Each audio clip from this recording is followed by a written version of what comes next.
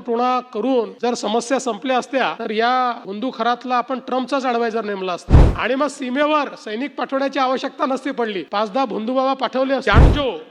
छाणजो पचच माणजो. आपण नेहमी असं म्हणतो आत्मविश्वास असावा पण अति आत्मविश्वास असू नये. तसंच आपण सगळे श्रद्धा मानणारे लोक पण अश्रद्ध लोक नाही. एक प्रकारे अंधश्रद्धेमध्ये अशा पद्धतीनं विवेक हरवतो हे आपल्याला या प्रकरणात पाहायला मिळालेलं आहे. आणि आपल्याला माहिती आहे जादूटोणा करून जर समस्या संपल्या असत्या तर या बंदुखरातला आपण ट्रम्पचाच ॲडवायझर नेमला असता. म्हणजे सुरक्षा सल्लागार म्हणून हे सगळेच विषय त्या ठिकाणी संपले असते आणि मग युद्ध जे आहे ते आपण ड्रोन ऐवजी लिंबू मिरचीनी लढलो असतो आणि मग पाकिस्तानच्या दहशतवाद्यांना इथे बसूनच आपण टाचण्यानी संपवून टाकलं असतं आणि मग सीमेवर सैनिक पाठवण्याची आवश्यकता नसती पडली. 5-10 बंधुबाबा पाठवले असते आणि आपली सीमा ही एकदम त्या ठिकाणी नीट झाली असते. आणि सगळ्यात महत्वाचं आपल्याला अशी जी प्रचार सभाच घ्याव्या लागल्या नसत्या. एका ठिकाणी बसून सगळ्या निवडणुका या जिंकता आल्या असत्या. पण मला असं वाटतं की आपण हे लक्षात घेतलं पाहिजे की आपण ज्याला स्पिरिच्युअलिटी म्हणतो, अध्यात्म म्हणतो, सकारात्मकता, प्रामाणिकता आणि कोणाचे अहित ज्यात होत नाही ती खरी श्रद्धा. ज्यात दुसऱ्याचं अहित होतं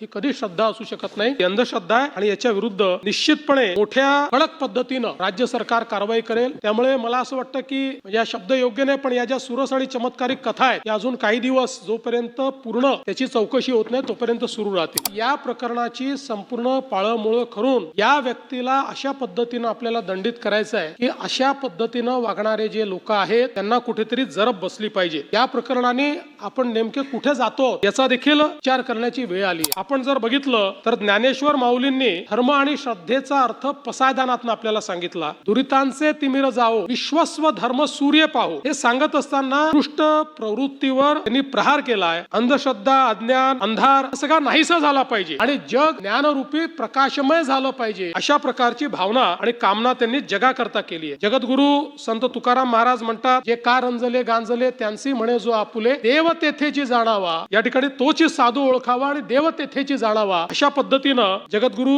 संत तुकाराम महाराजांनी सांगितलंय. आणि म्हणून खऱ्या अर्थानं देवत्व कुठे बघितलं पाहिजे हे देखील याचाही विचार करण्याची एक वेळ आपल्याला आली आहे. तर संत सेवालाल महाराजांनी सोप्या शब्दामध्ये शिकवण दिली आहे. छाणजो पचच माणजो म्हणजे आधी जाणून पहा, पडताळून पहा आणि मगच माना.